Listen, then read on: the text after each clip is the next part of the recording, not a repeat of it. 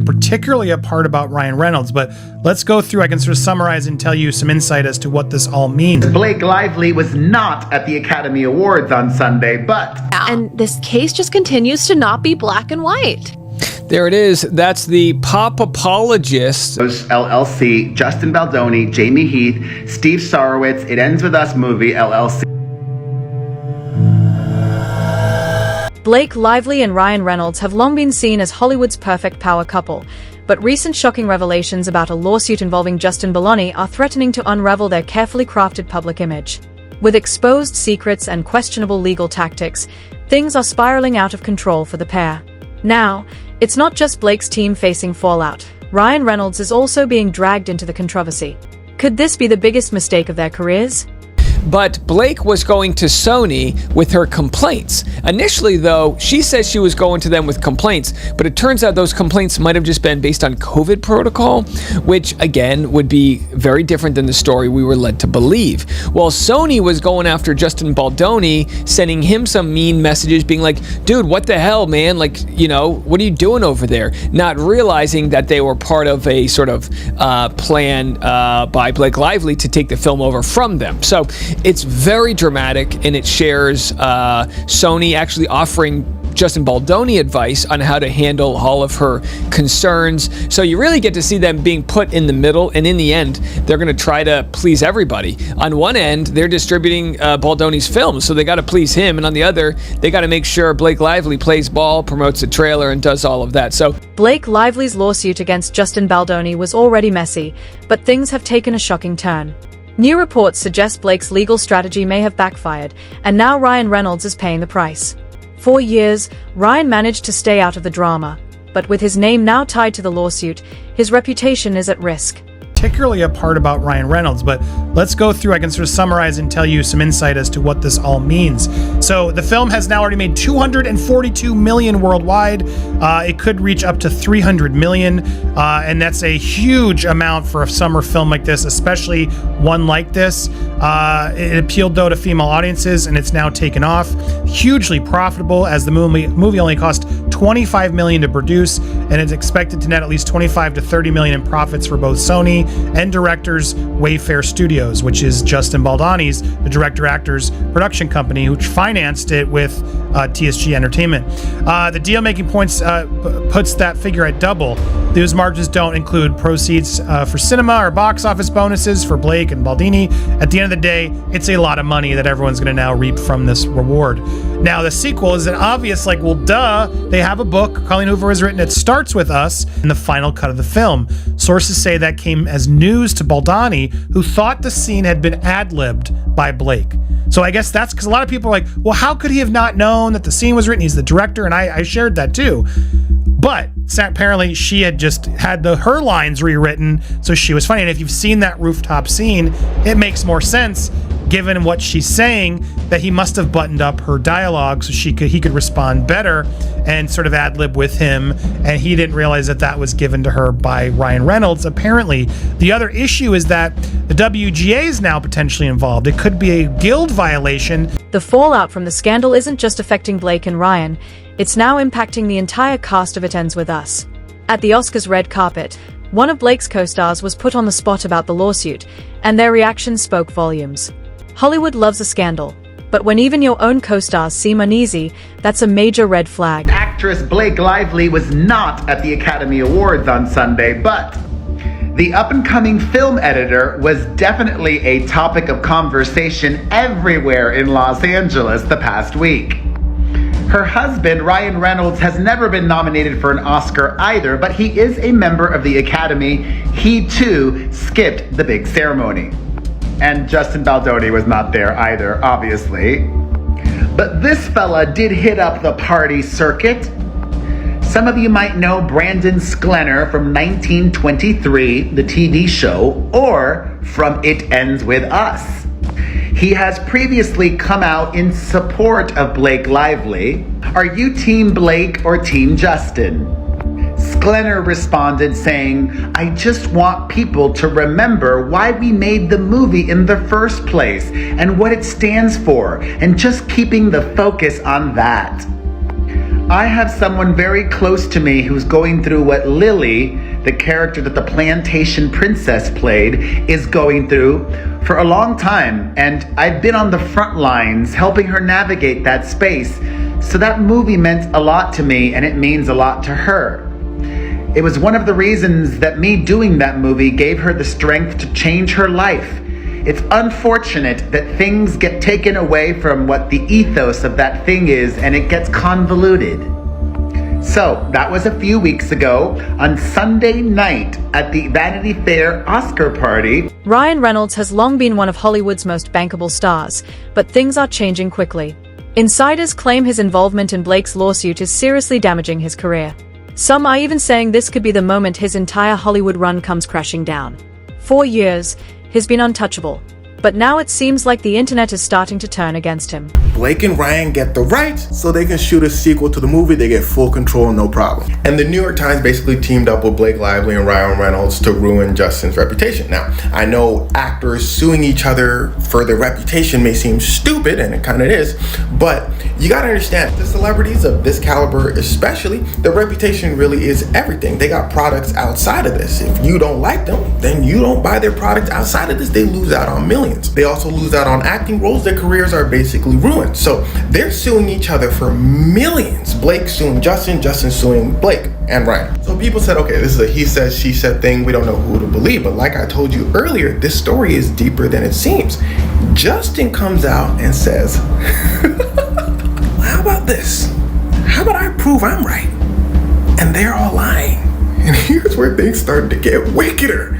As more evidence surfaces, it appears Blake's team has been scrambling to control the damage. Reports suggest journalists and media outlets have been pressured to avoid covering certain aspects of the case, particularly the claims against Justin Baldoni. This raises a major question.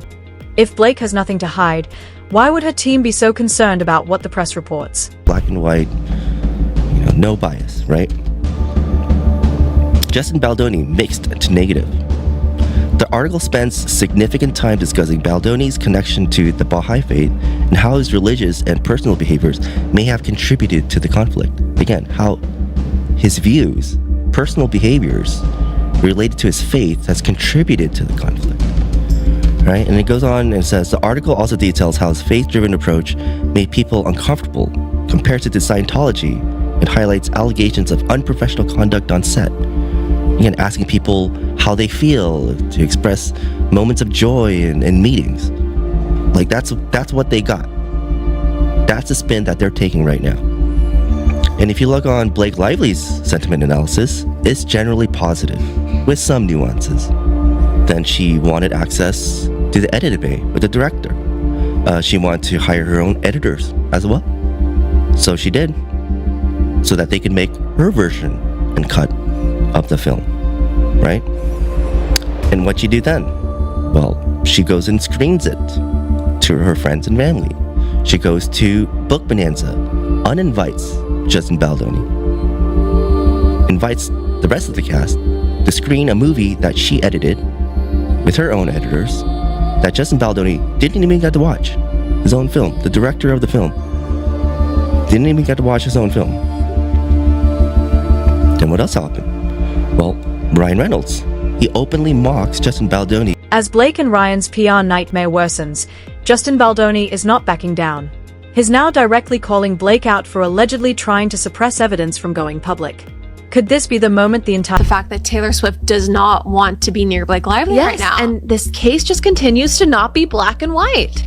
There it is. That's the pop apologist discussing why Taylor Swift has been quiet on the sidelines. Again, pop apologist looks like we're going to have on our show very soon, working on a date there, but very interested to hear their other opinions on the matter. They cover all things pop culture news. They've crushed it on this case.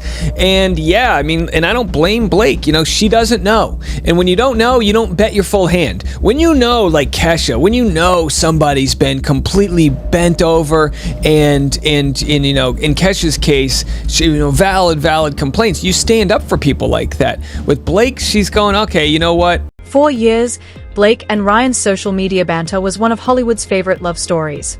They were the funny, relatable couple everyone adored. But now, people are starting to see things differently.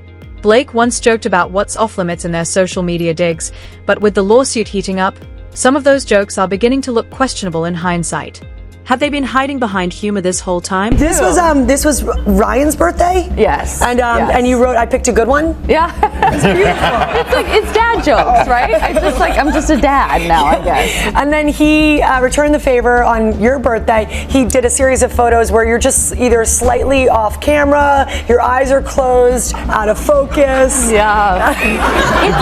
It's alarming to me how many of these photos he found though, where I look like this. And like I have a Barbie in my lap and I'm like, what is happening here? But he looks handsome in all of them. I really need to like work on my photo face. I don't know. It's aggravating, isn't it? Because he always looks like perfect like that. I know. I gotta dig some. You're doing fine. You're doing fine. You're good. Let's talk the new movie, okay? Yes. Because as Michael said, you play an assassin. It was so cute when you posted the trailer. Just how I shattered my hand. We shut down for 6 months. Yeah, my hand basically turned to like feta cheese. It's just like. How'd you do that? What happened? I was like lunging towards Jude Law with my fake rubber knife, and my hand collided with his elbow, and I, broke some things and dislocated some things and severed a ligament, and yeah, it was pretty intense. I know, but that's why you guys have to see this movie. Out of charity.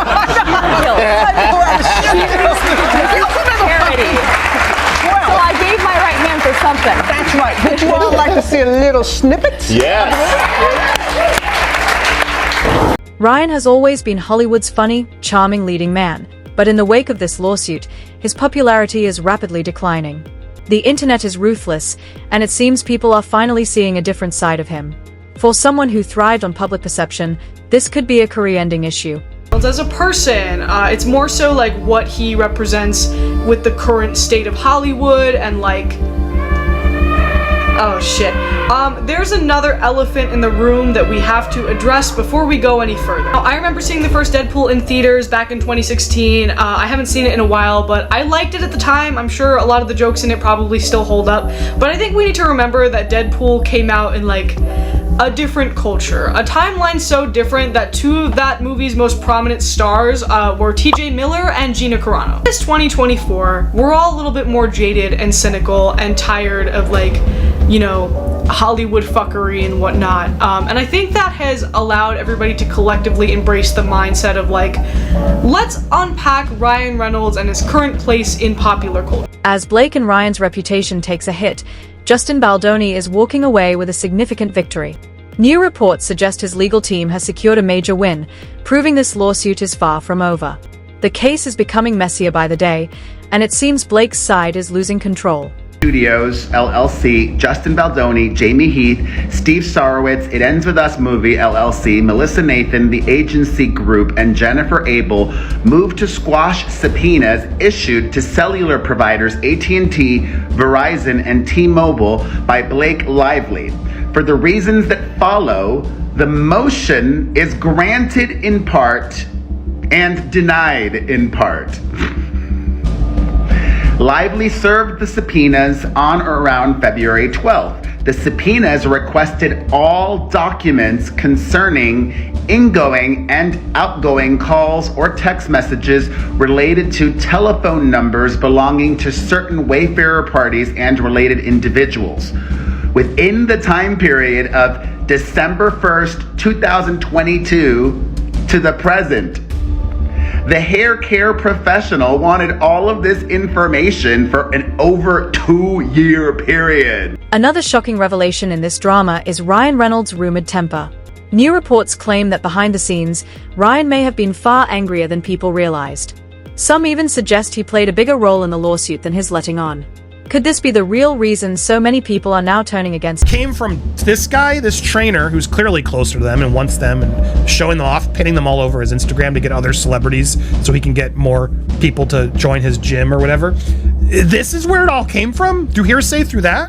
And then just to focus a second, again, allegedly, if this guy is the one who did it, and you're telling me your client now, Justin, who's become your training, is talking to you about concerns or whatever. Who knows how he asked it, or if he was just brought it up in passing, like, oh man, I got this big lifting scene that I got to do, and I don't know how much she weighs. Like, can I lift that much? There's a million ways you could say that are not offensive to like two dudes talking. where he's not trying to shame her at all. But the way that the trainer then goes and tells Ryan and Blake can be misinterpreted a million different ways, because that's hearsay, whisper down the lane, you know what I mean?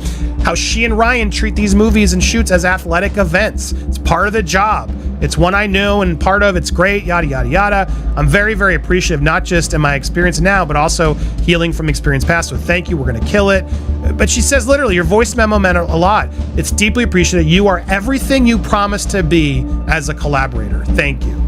So this is the guy who's fat. She's learned later, he fat shamed her everywhere. Are you sure? Or was your trainer maybe wrong, Blake? Like, it is insane.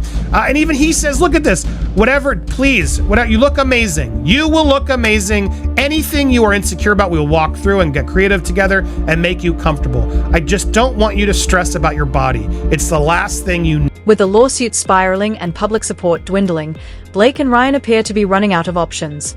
Their attempts to control the narrative have backfired, and Hollywood watches as the situation escalates. As Justin Baldoni gains momentum and new accusations surface, it's clear that this legal battle... We talk in our moments like this. He said, that's really nice and all, but for this scene, we're just gonna be quiet.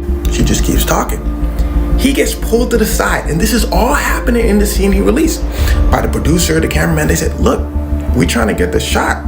She over there yapping. Tell her to stop. He said, I'm trying. Now, after Justin released that moment, everyone started looking at Blake, right? They said, girl, what's going on? Her lawyers jumped in front. They said, y'all wasn't watching the scene for real.